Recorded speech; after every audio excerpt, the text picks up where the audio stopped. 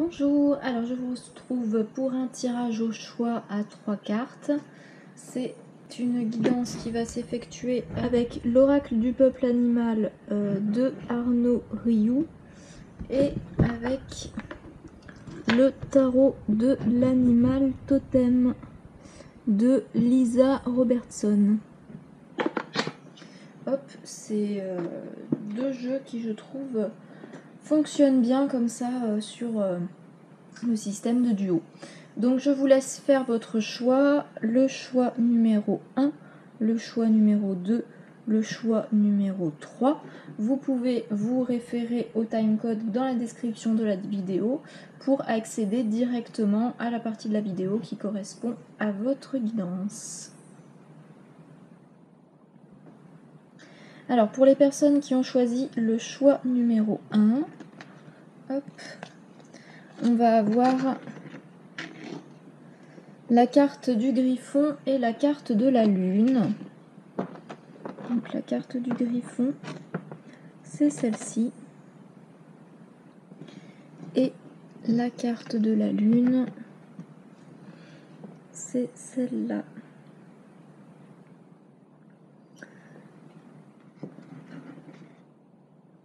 Donc le griffon, il vient parler du voyage à travers les mondes.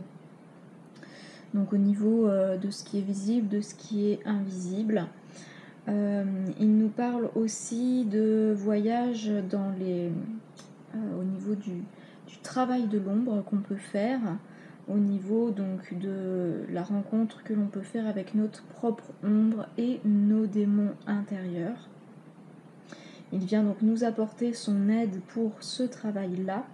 Il vient aussi nous parler de notre place à prendre sur la terre et aux éventuelles difficultés que l'on peut avoir à incarner notre spiritualité dans nos actes au quotidien. Il vient aussi expliquer que les obstacles que l'on peut rencontrer sont en fait des épreuves initiatiques et que ces épreuves, une fois réussies, c'est ce qui nous permet d'affirmer pleinement notre lumière sur la Terre.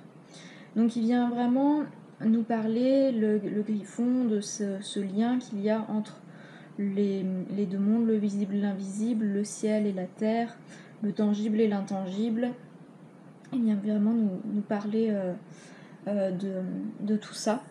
Et donc au niveau du lien qu'on peut faire avec la carte de la lune qui est apparue qui est sortie au niveau du tarot de l'animal totem. Donc la carte de la lune, elle est représentée dans ce tarot-là par la chouette cendrée. Et elle vient nous parler de tout ce qui est caché, de la face cachée des choses. Elle vient nous rappeler que la nuit, la plupart des choses semblent plus grandes qu'elles le sont, mais pas au point de nous intimider. Et elle nous pose deux questions, entre autres, qui sont les suivantes. Que ressentez-vous au sujet de l'obscurité lorsqu'elle apparaît dans votre vie ? Et quels aspects de votre monde intérieur refusez-vous de voir ? Donc ça, c'est pour moi ce qui fait lien avec la carte du griffon, qui vient parler du lien entre les mondes, entre le visible et l'invisible. Là, on est sur la carte de la lune, qui vient aussi nous parler de la face cachée des choses, de ce qui est invisible, de ce qui n'est pas tout à fait comme ce que nos yeux physiques pourraient voir. Le griffon nous parlait également du travail de l'ombre, de venir porter attention sur notre propre ombre, sur nos démons intérieurs. Et là, sur la chouette vient nous parler exactement de la même chose. Elle nous questionne sur les aspects de notre monde intérieur que l'on refuse de voir, et sur le sujet de l'obscurité, ce qu'on ressent lorsque l'obscurité apparaît dans notre vie. Donc voilà, au niveau de ce duo de cartes, je pense que ce qui ressortirait le plus pour moi, c'est cette invitation à aller regarder un petit peu à l'intérieur de nous, ce qui résonne au niveau de nos démons intérieurs, au niveau de ce que l'on ne veut pas forcément voir, et faire un petit travail là-dessus. Donc voilà pour le choix numéro 1. Ensuite, pour ceux qui avaient choisi la carte, enfin les cartes qui composaient le numéro 2, nous avons ces deux cartes. Donc on a la carte du panda et la carte du cavalier de pentacle, qui est représenté par ce petit chien de prairie. Hop, donc le panda, le cavalier de pentacle avec le chien de prairie. Le panda, il vient nous inviter à nous écouter, à nous donner de la douceur, il nous invite à prendre soin de nous. Il parle de confort, de cocooning. Le panda, c'est un animal qui vient nous parler de douceur, de prendre son temps aussi pour mieux s'écouter. Vraiment écouter quels sont nos besoins à nous. Le panda, il fait partie de la famille de l'introspection, donc là on est vraiment invité à aller s'écouter, prendre le temps de s'écouter. Il va aussi venir nous parler des frontières entre nous et les autres, de tout ce qui est la frontière entre l'intime et le privé. Il vient nous questionner sur nos limites, sur les limites que l'on pose. Est-ce que l'on arrive à bien poser nos limites par rapport à nos besoins ? Il vient nous parler des limites, par exemple, entre notre vie professionnelle et notre vie privée. Mais aussi les limites dans le sens général. Voilà, toutes vos limites par rapport à tout ce qui concerne le fait de préserver votre espace en fonction de vos besoins. Donc ce petit chien de prairie, le cavalier de pentacle, dans le tarot de l'animal totem, il vient également nous parler des limites. Donc le chien de prairie, c'est un animal, nous dit-on, qui passe beaucoup de temps à surveiller les limites de sa maison. Donc sa maison, on peut voir là ce qui est représenté comme sa maison. Ça peut venir nous parler, nous, de notre intériorité, de notre être intérieur. Donc ça vient à nouveau poser le focus sur nos limites. Donc ça parle de défense de son territoire, de savoir poser ses limites. Le cavalier de pentacle vous demande de bien connaître votre chemin actuel avant de vous aventurer dans des lieux inconnus. Donc comme le panda venait vous inviter à écouter vos besoins, prendre le temps de venir définir vos besoins, poser vos limites. Là pareil, le cavalier de pentacle, ce petit chien de prairie, vous invite à bien connaître votre chemin actuel, donc à prendre le temps de voir votre chemin avant de vous aventurer dans des lieux inconnus, donc avant de passer à l'étape suivante, de commencer par vous connaître vous. Vous êtes invité à examiner votre situation présente pour voir si elle est sûre et si elle procure tout ce dont vous avez besoin actuellement. Donc là, ça vient tout comme le panda parler de vos besoins actuels. Est-ce que vous avez bien défini vos besoins ? Est-ce que vous êtes à l'écoute de vos besoins ? Et est-ce que tous vos besoins sont bien respectés ? Voilà, au niveau des questions que le cavalier de pentacle va venir vous poser.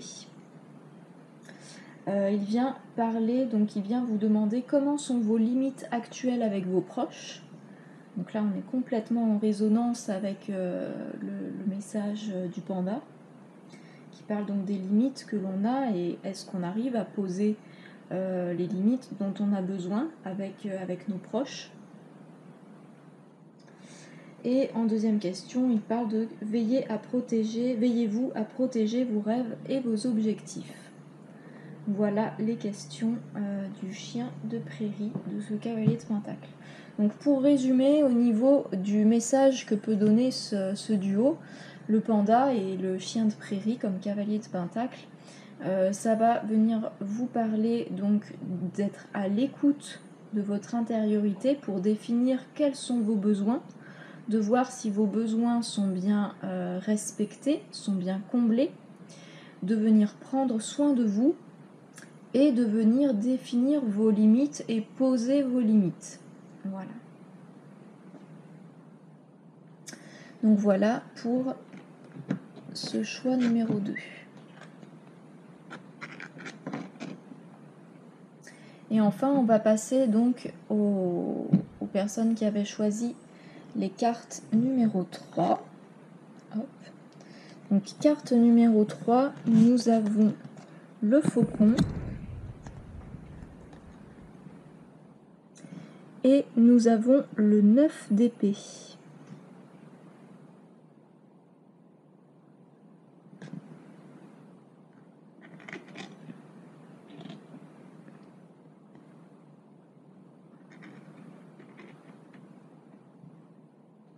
Alors le faucon, il vous invite à regarder, à bien observer une situation avant de passer à l'action. Il vient vous aider à élargir votre vision, donc à prendre de la hauteur par rapport à une situation. Peut-être que vous avez une situation là présentement qui peut vous mettre dans l'inconfort. Le faucon, il vient vous inviter à prendre de la hauteur et à vraiment venir regarder cette situation avec une vision beaucoup plus élevée pour bien prendre en compte en fait tout ce qui peut se jouer et ne pas, comme on dit un petit peu des fois quand on est la tête dans le guidon, on ne voit pas forcément avec clairvoyance ce qui se passe vraiment. Donc le faucon, il vous invite à prendre le temps de bien observer une situation, à prendre de la hauteur pour observer cette situation. Il vous aide à élargir votre vision, à comprendre les perspectives et les ressorts avant de vous affirmer. Donc avant de vous prononcer, avant de vous affirmer, donc là ça parle de... on est sur des verbes de la communication, puisque c'est un animal qui fait partie de la famille de la communication, par rapport à la classification qu'on a dans l'oracle du peuple animal, fait par Arnaud Rioux.